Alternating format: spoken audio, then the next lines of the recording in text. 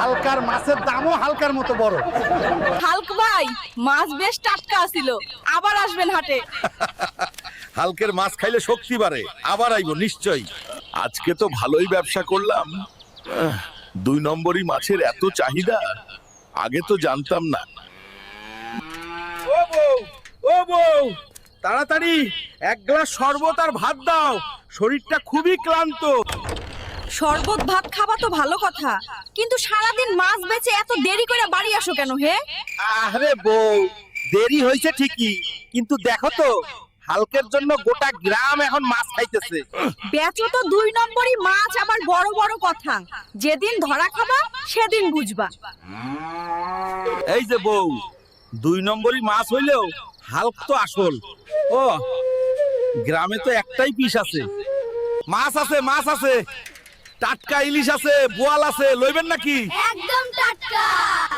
এই হালকা, চাঁদপুরের ইলিশ আছে নাকি? দাদি, এই লন খাঁটি চাঁদপুরের ইলিশ, ভাজবেন আর খাইবেন। এই ল হালকা, টাকা কাটা রাখো। ও, বেশিই দিলাম, চাঁদপুরের ইলিশ আনছো তাই। আরে দাদি, কত শখ করে পাঙ্গাস মাছটা নিয়ে গেল। আহ, কি সুন্দর ঘ্রাণ!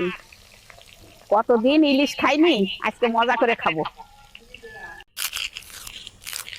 এই পাঙ্গাস মাছ কই পেলি? এই মাছ তো গু খায়। হালকার বাচ্চা হালকা, তোরে আজকে আমি খাইছি রে।